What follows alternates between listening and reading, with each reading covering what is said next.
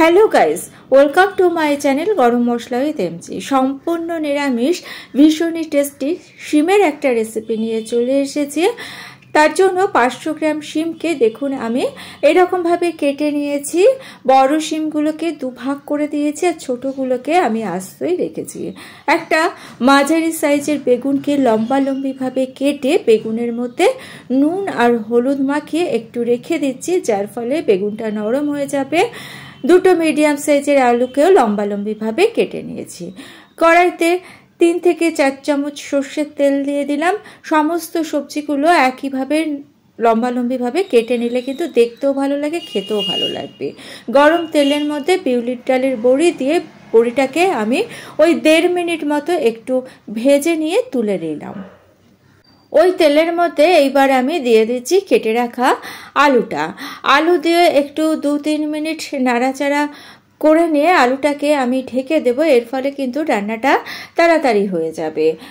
মোটামুটি ওই 3 মিনিট মতো মিডিয়াম ফ্লেমে রান্না করে নেওয়ার পর দেখুন ঢাকনাটা খুলে দিয়েছি। মাঝখানে কিন্তু অবশ্যই ঢাকা খুলে একবার নাড়াচাড়া করে দিতে হবে। আর আলুর গায়ে সুন্দর কালার ধরে গিয়েছে। এইবার শিমগুলো দিয়ে দিলাম আর লবণ দিয়ে দিলাম, হলুদ দিয়ে দিয়েছি। আলুগুলোকে কালার ধরা পর্যন্ত ভেজে নেবেন, কারণ শীতের শিম কিন্তু খুবই নরম।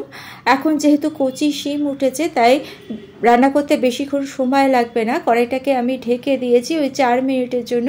মিডিয়াম ফ্লেমে 4 মিনিট রান্না করার পরে দেখুন শিমগুলো কীরকম নরম নরম হয়ে এসেছে।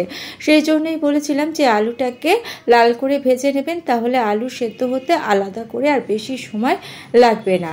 একটু নাড়াচাড়া করে নিচ্ছি। এখন আর ঢেকে রান্না করব না। মোটামুটি ওই 2 থেকে 2.5 মিনিট মতো শিমগুলোকে আরেকটু ভেজে নিয়ে শিম আর আলু আমি তুলে নিলাম। আর কড়াইতে দেখুন তেল অবশিষ্ট নেই, তাই আরও 2-3 চামচ সর্ষের তেল দিয়ে এর মধ্যে কেটে রাখা বেগুনটাকে দিয়ে দিলাম। বেগুনটাকে লবণ হলুদ মাখিয়ে রেখে দিয়েছিলাম যাতে তাড়াতাড়ি নরম হয়ে যায়। কড়াইটাকে ঢেকে দিচ্ছি 2 থেকে 2.5 মিনিটের জন্য। 2.5 মিনিট পর কড়াইয়ের ঢাকনা খুলে দিলাম। বেগুনটা ওই জন্যই আগে ভাজিনি, যাতে নুন হলুদ মাখিয়ে খানিকক্ষণ রেখে দেওয়া যায়। যাই হোক, দেখুন বেগুনটাকেও আমি ভেজে নিয়েছি। ভাজা বেগুনগুলোকে তুলে নিলাম। অন্যদিকে একটা মশলা তৈরি করে নেবো। 1.5 ইঞ্চি আদাকে একটু কুচি করে নিয়েছি, 1 চামচ গোটা জিরে আর 15-20টা গোটা গোলমরিচ নিয়ে নিয়েছি। এইবার মিক্সিং জারের মধ্যে সমস্ত গোটা মশলাগুলো দিয়ে দিলাম। জল ছাড়া শুকনো অবস্থায় 30 থেকে 40 সেকেন্ড মতো মিক্সিটাকে চালিয়ে নিয়ে আবার আরেকটু জল দিয়ে একটা পেস্ট বানিয়ে নিয়েছি।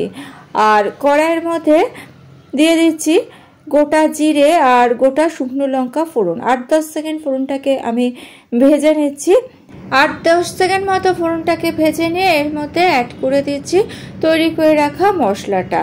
সামান্য একটু জল দিয়ে দিচ্ছি। মিক্সিং জারটা ধুয়ে এখানে একটা কথা বলে রাখি, ইচ্ছে হলে কিন্তু জিরের গুঁড়ো ব্যবহার করতেই পারেন, তবে গোটা জিরে আর গোটা গোলমরিচে এই রান্নার টেস্টটা কিন্তু অন্য একটা মাত্রা পায়।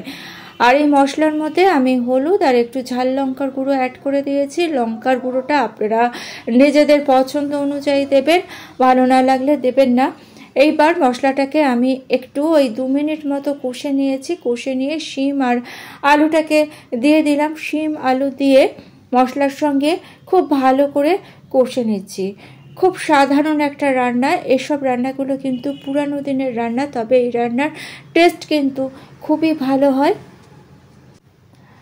2.5 থেকে 3 মিনিট মতো শিম আলুটাকে মশলার সঙ্গে কষে নিয়ে এইবার এর মধ্যে 4 কাপ গরম জল ব্যবহার করলাম।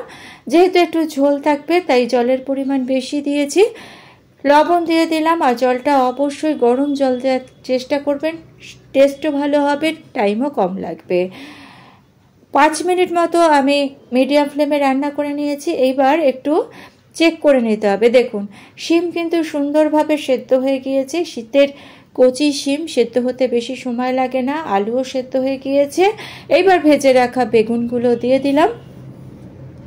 দিয়ে দিচ্ছি ভেজে রাখা বড়িটা। বড়ি দিয়ে খুব বেশি কিন্তু ফোটাবেন না, তাহলে বড়ি কিন্তু ভেঙে যেতে পারে। 1-1.5 মিনিট আমি ফুটিয়ে নিলাম। এবার গ্যাসের ফ্লেম অফ করে দিয়ে কড়াইটাকে ঢেকে 5 মিনিট স্ট্যান্ডিং টাইমে রেখে দিচ্ছি। ইচ্ছে হলে এখানে মিষ্টি ব্যবহার করতে পারেন, কিন্তু সব রান্নায় মিষ্টি ব্যবহার করাটা স্বাস্থ্যের পক্ষে ভালো নয়।